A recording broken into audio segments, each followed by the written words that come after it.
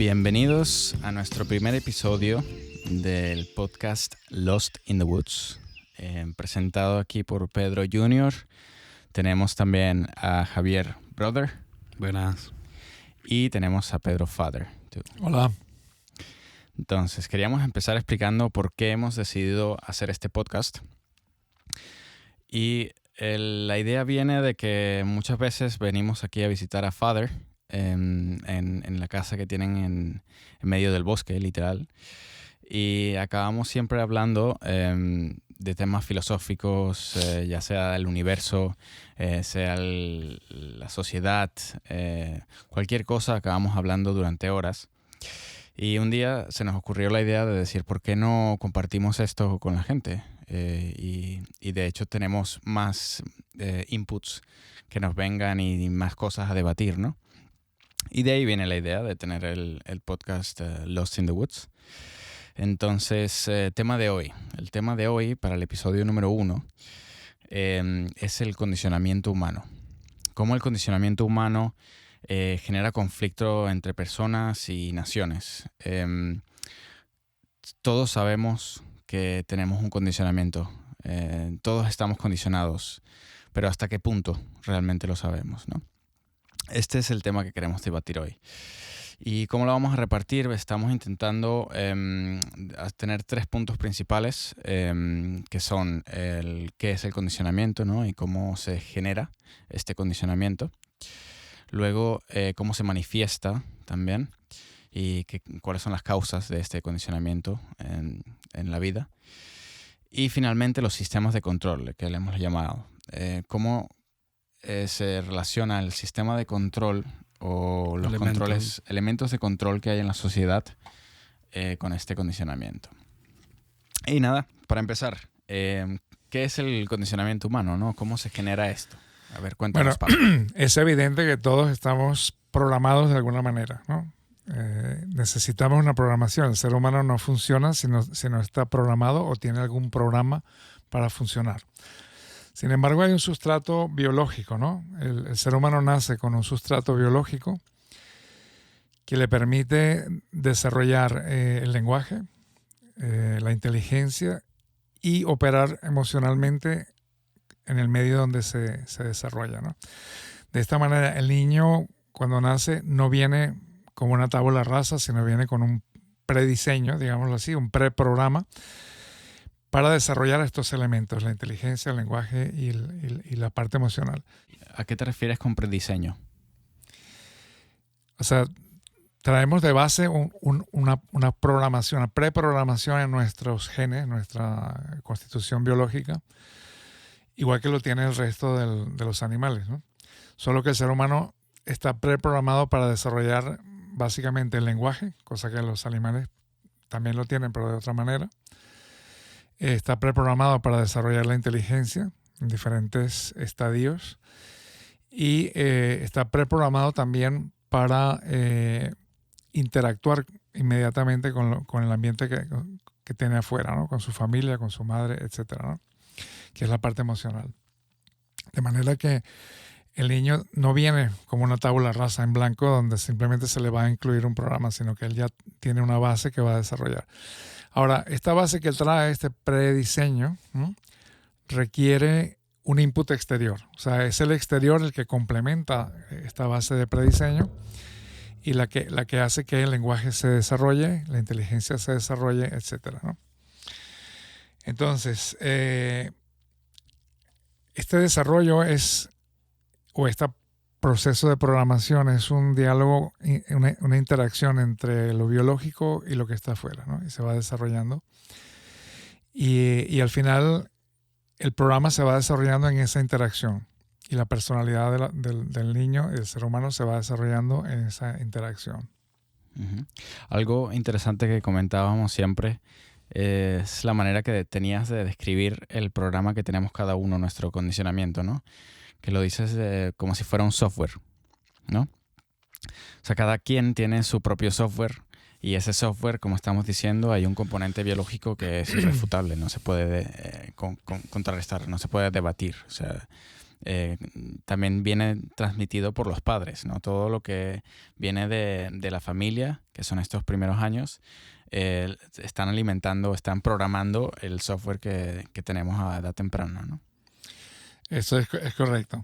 Ahora, es importante señalar que esto no es un programa en el sentido estricto de un software. Quiero decir, un programa donde alguien ha pensado una secuencia lógica, ¿no? Y va a producir un resultado determinado. Pero sí. Sino que es un programa... Oh, sí. No, este es otro debate ya. No, claro, o sea, sería como lo que dices tú, ¿no? O sea, la parte de la programación inicial sería el sistema operativo y después tenemos el software, ¿no? Ahí está. Sí, pero un software requiere un programador, ¿vale? Y un programador que va a seguir una lógica de programación. En el desarrollo del programa humano, el elemento de azar, ¿no? ¿Dónde nací? ¿En qué cultura estoy? ¿Qué está pasando en el momento que yo nazco? En mi interacción con ¿qué le pasa a mi familia? ¿Qué pasa en mi cultura, en mi país donde yo nazco?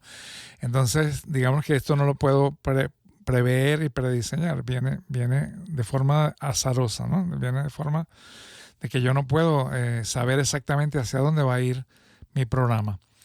Entonces, hay una parte, digamos, autónoma donde el niño ya trae una parte prediseñada, de manera que el lenguaje se va a desarrollar, no importa dónde nazca el niño. Independiente de dónde nazca, va a desarrollar el lenguaje. Y el desarrollo del lenguaje no solamente es saber hablar o saber una palabra dicha en un idioma japonés o en chino, en todo lo que implica el lenguaje, o sea, la generalización, los conceptos, la abstracción. Todo esto ya viene preprogramado en el niño y simplemente lo que requiere es la interacción con lo que está en el exterior. En el caso de la inteligencia es igual. El niño se mueve naturalmente sin que nadie lo esté incitando, ¿no? Juega, etcétera, etcétera, con lo que tiene alrededor y lo va haciendo en unas etapas, como dijo Piaget, muy definidas. Está las operaciones concretas donde el niño mueve objetos físicos que están afuera, ¿no? Y con esto está desarrollando su capacidad de pensar, vamos a decirlo entre comillas, de una forma física, percibiendo cómo los objetos se pueden interrelacionar entre ellos, qué cosa causa que otra cosa se mueva, etc. Y luego esto se reemplaza con el lenguaje o con la matemática, por ejemplo, de manera que el niño puede pensar de forma abstracta, ¿no? Razonar con elementos que son abstractos, como es el lenguaje o los números, ¿no? Esto ya viene hecho. Ahora, la parte emocional, el niño es sumamente vulnerable, así que necesita la atención, el afecto y el cuidado de sus padres para satisfacer sus necesidades, ¿no? Entonces, él naturalmente va a producir reacciones hacia afuera, ¿no? Por ejemplo, va a llorar, ¿no? De alguna forma eso le da la señal al padre o a la madre de que tienen que hacer algo para atender esa necesidad. Entonces, esto ya viene prediseñado. El niño, si tiene que, digamos, usar la leche de la madre, ¿no? Ser amamantado, digámoslo así, como un mamífero, él sabe perfectamente cómo llegar al sitio y qué es lo que tiene que hacer. Nadie se lo ha dicho. Pero su parte emocional está prediseñada para que eso ocurra, ¿no? Y funcione. Lo que yo digo del programa es que el programa que viene luego, ¿no?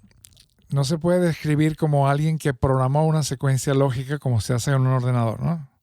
Donde yo voy a poner esto, else, what, igual, sumo, resto, porque el programa no es un desarrollo lineal, tiene un montón de feedbacks y depende, como decía antes, de dónde nací, cómo es la familia, en qué cultura estoy, qué está pasando en ese momento, cómo está mi estado físico en ese momento, ¿eh? Es interactivo, ¿no? Es totalmente interactivo. Por lo tanto, hay un elemento de incertidumbre muy importante en el diseño del programa. La interacción que el niño tiene, okay, y luego también el adulto. Y la reacción que tiene del exterior depende de la situación de ese momento, de todas las variables del momento. De manera que ahí no hay un programa que fue escrito previamente para que yo desarrolle exactamente una línea de acción, sino que se va armando a medida que se van produciendo las interacciones. Por lo tanto, cada persona es única. Aun cuando tiene elementos que son comunes, que podríamos decir que es un metaprograma, como es el del lenguaje, la inteligencia, etc. Y a nivel emocional también. O sea, yo necesito siempre la aprobación, el apoyo de mi familia y más adelante de mi tribu, de mi grupo, de mi sociedad, de de la gente que yo tengo alrededor, ¿no? Y de la cultura donde yo vivo para poder sobrevivir. Y esto es algo que está muy relacionado con la supervivencia, es algo biológico, ¿no? O sea, yo siempre voy a buscar el soporte de lo que está afuera. Entonces, aparte de esto, que serían como los metaprogramas, ¿no? Está el azar. O sea, esto se va a ir desarrollando de forma que yo no tengo un código exactamente prediseñado, sino que va a ser la resultante de todas las condiciones que yo vivo en cada momento a lo largo de mi vida. De manera que al final, la historia de mis interacciones con lo que está afuera, con mi cultura, con mi familia, con la educación a la cual fui sometido, va a producir mi personalidad y va a ser única en muchos sentidos y en otros va a ser similar al resto de la humanidad, porque hay una base similar, ¿no? Okay. Contextualizando un poco, desde que nacemos tenemos este condicionamiento, ¿no? Que es básico, biológico, que se va alimentando con las interacciones que estamos. Este es el mensaje que estamos intentando decir, ¿no? Sí. Sintetizado, ¿no? Ok. Moviéndonos, moving forward, cuando vamos creciendo, ¿no? Tenemos este condicionamiento biológico que dependiendo de dónde hayas nacido o si has tenido más suerte o menos suerte, pues tendrás ciertas diferencias. Pero bueno, a medida que vamos creciendo, ¿cómo se presenta este condicionamiento y al final cómo resulta, ¿no? Bueno, digamos que pasamos la etapa de la infancia, la primera infancia, donde tenemos cierta autonomía biológica, digámoslo así, de lo que está preprogramado, pero luego entramos en el sistema educativo. Esto es importante. El sistema educativo, la cultura, religión, ¿no? Todas estas cosas, cómo afectan. Exactamente. En ese momento nuestra libertad, digamos, sobre el programa se va perdiendo, ya no soy tan autónomo, empiezo a ser mucho más dependiente del contexto.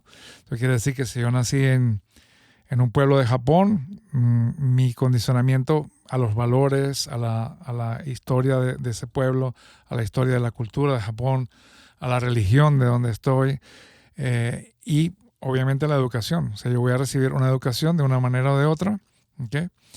Entonces, mi condicionamiento allí se va a consolidar ya dentro del contexto de la cultura donde yo me muevo, ¿no? El país donde estoy, el sistema educativo que tengo. Ahí soy realmente dependiente de lo que está alrededor. Y eso implica valores, formas de mirar el mundo, formas de entender las cosas, etc. Que está bien, que está mal. Sí. Aquí un punto importante, ¿no? A remarcar es que sabemos que esto es lo que está pasando, ¿no? Pero realmente hasta qué punto somos conscientes de que este condicionamiento está implementado. ¿Y por qué debatir esto? En los momentos en los que estamos sufriendo, o en los momentos en los que tenemos rabia o estamos juzgando a alguien. ¿Por qué estamos juzgando a alguien como lo estamos haciendo? Y si realmente eso viene de lo que somos dentro de nosotros o este condicionamiento el cual tenemos. O sea, lo que quiero decir es, hay que empezar a debatir este condicionamiento en el momento en el que estamos generando conflicto, ya sea entre nosotros, entre la familia, con alguien con quien quieres, alguien a quien quieres o conociendo a alguien en el trabajo o lo que sea. Esto se está afectando en tu vida y muchas veces nadie sabe por qué, ¿no? Simplemente hay que darse cuenta de que una de las razones es este condicionamiento y mucha gente no se da cuenta de que está siendo condicionada, ¿no? Sí. Es como interno, ¿no? Sí, es subconsciente. Aquí entra lo que hablamos una vez sobre la máscara, ¿no? Al final todos tenemos dos personas, ¿no? O en algún punto nos bifurcamos en dos personas distintas a nivel interno, ¿no? La que mostramos a los demás y la que existe y es, lo que sientes, ¿no? Como tú sientes libremente y lo que piensas, ¿no? Y luego lo que tienes que proyectar hacia los demás para ser aceptado por ese entorno, ¿no? Y yo creo que en ese juego se crea ese programa subconsciente, ¿no? Donde hay mucha gente, yo creo que la mayoría de la gente no se para realmente a pensar que tiene un programa. Simplemente ejecutan, ¿no? Y patrones que han recibido durante mucho tiempo. Que puede ser político, puede ser porque mi abuelo fue a la guerra, ¿no? Mi abuelo fue a la guerra, entonces yo ya tengo está decidido antes de que yo naciese incluso el bando que yo tengo que tomar y las ideas que tengo que defender, ¿no? Y en ningún momento nos paramos realmente a pensar si tomé yo la decisión. O sea, tomé yo la decisión, en algún punto me senté y fui consciente y tuve pensamiento crítico suficiente para decir esto es lo que yo creo que debería ser o realmente lo repito porque es correcto o porque no. Y más hoy en día que todo está condicionado, ¿no? En cierto modo ya no puedes decir nada, depende de qué. O sea, casi que Internet va a decidir lo que está bien y lo que está mal. Te guste a ti o no, estés de acuerdo o no. O sea, yo creo que más que nunca todo el mundo, la máscara de fuera, la externa, se está haciendo más grande y nuestra máscara interna cada vez está más oculta. Yo estoy de acuerdo con eso. Yo creo, y podríamos entrar un poco en el tema de cómo se manifiesta el condicionamiento, porque ya estamos hablando del conflicto. Aquí hay básicamente un conflicto muy fundamental en el ser humano, que produce trauma, produce sufrimiento desde un principio. O sea, si lo que yo siento, lo que yo necesito es descalificado desde afuera, o mi atención o el afecto que yo puedo tener depende de que yo haga cosas o sienta cosas que se espera de mí versus las que yo realmente siento, aquí hay un conflicto de base. Y el cerebro funciona tomando patrones, ¿no?, de comportamiento, de pensamiento, de sentimiento, y estos patrones se vuelven automáticos. Y todo funciona así. Cuando yo aprendo a conducir un coche, ya sé hacerlo, no voy a pensar constantemente si tengo que pisar el freno, tengo que pisar el embrague o el gas o lo que fuera, ¿no?, para poder mover el coche. Estaría todo el tiempo, incluso para caminar, tendría que pensar si tengo que poner un pie delante del otro. Pero el cerebro funciona así, con eso ahorra energía.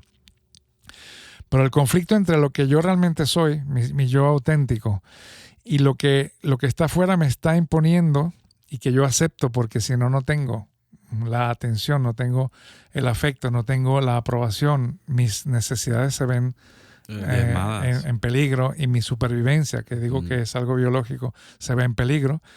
Entonces, en mi desarrollo yo tiendo a eliminar o descalificar o tapar aquellas emociones, pensamientos y acciones que yo quisiera o que realmente siento o que tengo como que quiero hacerlas, ¿no?, en mi voluntad.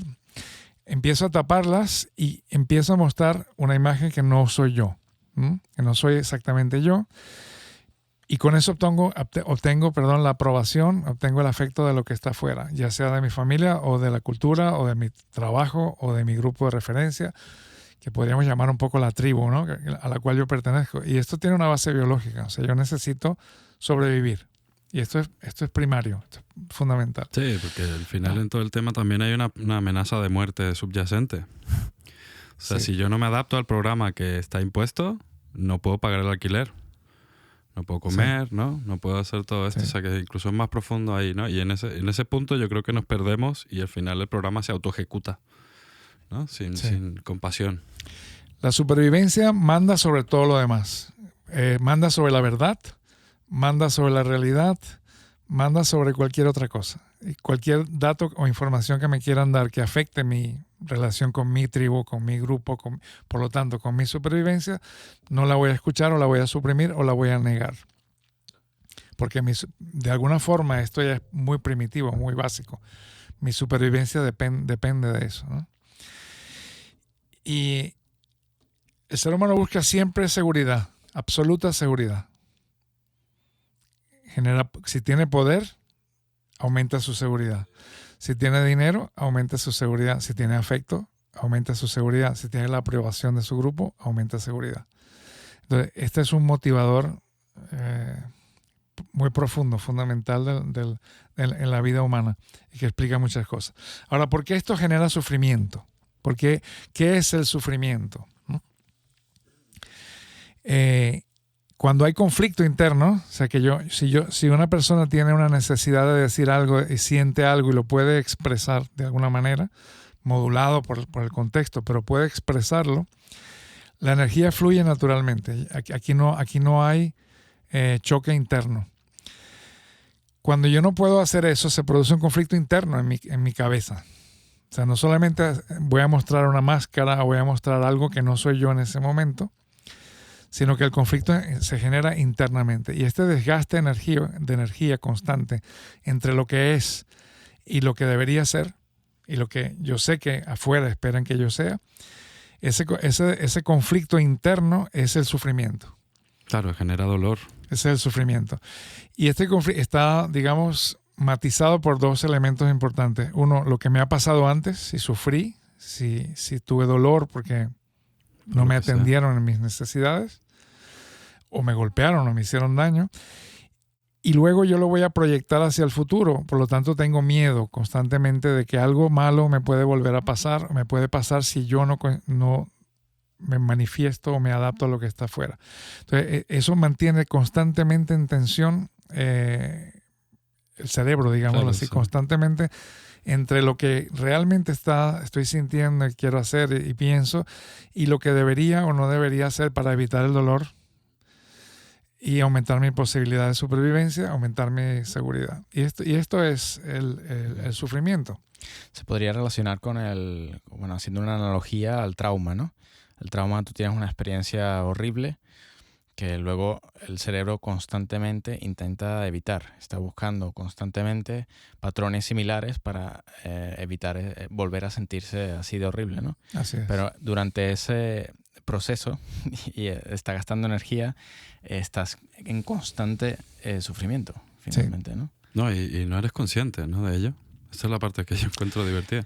La parte el elemento de conciencia es un punto muy preocupante en el ser humano porque el conflicto que hay con otras personas y entre naciones, el conflicto político, el conflicto entre grupos de la misma sociedad, entre clases sociales, por ejemplo, hay un conflicto constante del cual no somos realmente conscientes. Básicamente porque confundimos lo que tenemos en la cabeza, nuestra visión del mundo, lo que entendemos que es la verdad, ¿vale?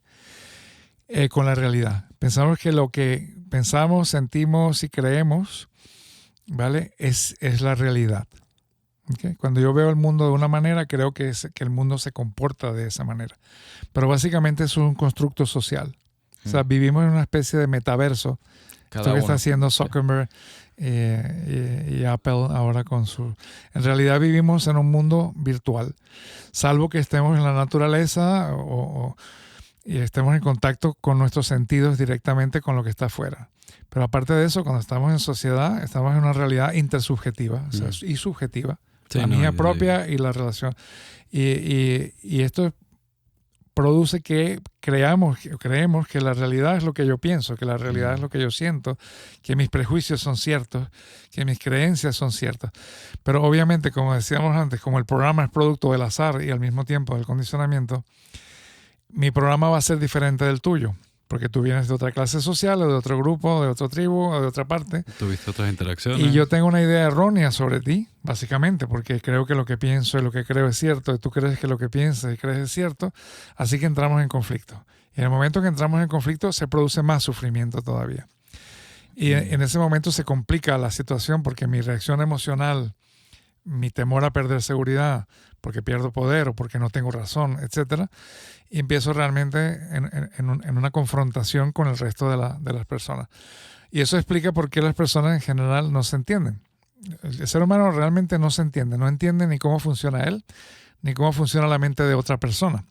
Sí, llevándolo al día a día, ¿no? O sea, cuando uno quiere buscar pareja, por ejemplo, o quiere estás en un contexto nuevo en el cual tienes que relacionarte con otras personas, genera muchos conflictos, ¿no? En el tema de la pareja, cuando tú tienes tu software, yo lo llamo software para simplificar, pero cuando tú tienes este software que es tuyo y luego intentas buscar básicamente a otra persona que tenga el mismo software o un software similar al tuyo, y en esta búsqueda puedes quedarte toda la vida, porque al final cada quien es diferente, ¿no? Y lo peor es que no significa que tu software sea el software correcto, ¿no? O el software que te lleva a la felicidad, que ese es el problema real. O sea, yo creo que mi software es el mejor y ya está. Yo estoy esperando que venga la persona adecuada para completar mi vida, se acople, ¿no?, conmigo. Y eso puede que no pase nunca, porque ya empiezas mal desde base. No, depende, ¿no? También, o sea, igual ahí en ese contexto, tú al final lo que muestras es la máscara, ¿no? De ti, ¿no? Y la persona con la que estás conociendo también. Oh, tú quieres su afecto, quieres su atención, quieres su visión positiva de ti, para estar con ella. Sí. Es como la metáfora esta de Jekyll and Hyde. No vas y le muestras al monstruo, ¿no? Vas y le muestras a tu yo magnífico y perfecto que encaja con todo, ¿no? Y que es successful. Y todo el rollo es divertido. Está complicado, sí. Es muy complejo. Es complejo. Muy complejo. Pero bueno, ya por lo menos debatirlo y que salga a la luz también, que es algo que nosotros siempre queremos, ¿no? Que salga a la luz y ya que la gente piense lo que quiera. Yendo un poco hacia el último punto, ¿no? Que lo hemos llamado elementos de control o sistemas de control. ¿Qué creemos cómo creemos que la sociedad está implementada y qué sistemas de control están impuestos y cómo se relaciona eso con el condicionamiento que tenemos cada día, ¿no? Puedo empezar diciendo que un comentario es, para mí un sistema de control es todo el social media, ¿no? Todo lo que sea redes sociales. Tú entras cada día y cada día tienes un input que se está entrando en el cerebro que al final el objetivo es vender algo, ¿no? Incluso nosotros ahora mismo estamos haciéndolo. La cuestión es que no nos estamos dando cuenta de que esto está pasando y está entrando información subconsciente constantemente en nosotros y eso puede que lleve a que nosotros tomemos unas decisiones que realmente no puede que no sean nuestras decisiones, ¿no? Ese es un punto que quiero comentar en cuanto a sistemas de control. Esto está pasando. Sí, no, y yo creo que genera también mucho sufrimiento en sí, ¿no? Porque el programa hasta está evolucionando. Siempre ha habido un programming, ¿no? O sea, hace poco vi una foto, por ejemplo, ¿no? Que decían no le eches la culpa a los móviles. Y era una foto de una acera y había 40 personas todos leyendo el periódico, ¿no? Años 50. Entonces era relativo, ¿no? Es como si en ese momento ya tenían su sistema de control, que en ese momento era el periódico, ¿no? Por decirlo así. Entonces tienes las noticias, tienes todo esto. Ahora pasa que lo tienes interactivo. Y también se genera una imagen irreal de la realidad, lo que decimos, como es subjetiva y cada uno la percibe de la manera que quiere y encima ahora la puedes manipular hasta dar la sensación de que tú vives en una nube en algún sitio, ¿sabes? O estás siempre de vacaciones. Cuando no es la realidad, eso genera más conflicto aún en la persona que está sufriendo porque tiene que ir a trabajar el lunes en la mañana y está pensando en esta persona cómo está de vacaciones todo el tiempo, ¿sabes? 100%. Pero entonces tenemos las noticias, tienes la radio, tienes lo que lees, tienes lo que hablas en tu casa, lo que te dijo tu abuelo, lo que te dijo tu padre, lo que te dijo tu amigo, lo que te dice tu novia, ¿sabes? De cómo cree ella o tú crees que deberías comportarte para que ella esté satisfecha, ¿no? O para que sienta que tú eres viable como pareja, ¿no? Sí. Todo esto está ahí happening en el background, aparte de ya el sistema económico que tenemos, laboral, cómo funcionamos a nivel cultural, que también está ahí, quieras o no, ¿no? O sea, es una máquina de carne mechada y no cuestión, no estás en ella, ¿no? Participas. Subiendo un poco el nivel, o sea, esto es a nivel personal y experiencias de cada día, ¿no? Tenemos este sistema de control, por decirlo de alguna manera. Un muy buen punto de que no importa el medio, ahora mismo es el móvil y la social media, pero antiguamente también era exactamente lo mismo, o era la palabra o lo que sea. Tenías un condicionamiento, ¿no? Pero bueno, subiendo un poco el nivel, lo que hablas de la economía y el sistema, está claro que hace falta que haya un condicionamiento en el sentido de que necesitamos tener a la sociedad controlada o a las masas controladas para que no haya un caos, ¿no? En el planeta, eso está claro. Yo diría lo siguiente, hace falta un sistema de control para un país, para una sociedad. No puede estar en el caos absoluto. Tiene que haber unas líneas de acuerdo sobre cómo comportarnos, cuáles son las leyes, cómo funcionar. Sin embargo, yo diría algo que está detrás de esto, ¿no? El máximo sistema de control es el control de las clases sociales, ¿vale? Y esto tiene que ver con la supervivencia, con la búsqueda de poder, con la búsqueda de seguridad. A lo largo de la historia siempre grupos de personas han conseguido, ¿verdad? O tierras, o poder económico, ha acumulado riqueza. Y la sociedad se ha construido alrededor de la custodia, digámoslo así, yo lo llamaba la custodia del botín. O sea, yo he conseguido un botín, puede ser un botín de guerra o puede ser un botín porque he puesto una empresa y he logrado que sea muy exitosa y tengo una enorme capacidad económica, ¿no? que he conseguido yo, que he amasado. Entonces, al final de cuentas la sociedad se estructura en clases sociales y hay un grupo dentro de la sociedad que son las élites que han conseguido el poder, han conseguido el dinero y quieren mantener su botín, quieren mantener su poder y por lo tanto su seguridad. Y eso está relacionado con lo biológico. De alguna forma está relacionado con lo biológico en el fondo, muy en el fondo, ¿no? Entonces, estas élites consiguen que los medios de comunicación, que los políticos hagan leyes, que los medios de comunicación mantengan este metaverso y esta historia compartida que es necesaria. Volvemos a lo mismo, el ser humano no funciona sin un programa, la sociedad no funciona sin un programa. El tema es que este programa que se ha establecido es un programa que está hecho para que el botín y el conjunto de los privilegios, el poder que están allí se mantengan. Se perpetúe. Y se mantenga la estructura de las clases sociales, incluso en detrimento de que puede empeorar la desigualdad, que es lo que realmente está pasando. Entonces, por eso los medios de comunicación, los periódicos, etcétera, nunca van a decir la verdad o algo que conflictúe con la narrativa del sitio, del país donde estoy, o del grupo donde estoy, o de la tribu donde estoy, porque eso significa que algún grupo de gente, de personas, se van a rebelar contra el orden establecido. Así que yo necesito controlarlo. Aquí hay una paradoja, necesito el orden. ¿Pero hasta qué punto? Pero ese orden mantiene las clases sociales, mantiene la estructura de poder, ¿verdad? Generando sufrimiento. Y por lo tanto genera enorme cantidad de sufrimiento en la mayor parte de la población. No, si la a esto le sumamos... productora del planeta. O sea, la gente que genera el dinero. Ahí es donde se genera el sufrimiento. Sí. Eso es lo irónico de toda la cuestión. O sea, la gente que va a trabajar realmente, que es la que genera todos los dólares del planeta, se los queda la pequeña... Sí, la parte más alta de la pirámide de la jerarquía de poder. Es la que absorbe más de ese trabajo, digamos, del beneficio del producto de ese trabajo, sí. Sin embargo, es necesario que haya un orden. Tiene que haber un orden social porque si no sería un caos absoluto.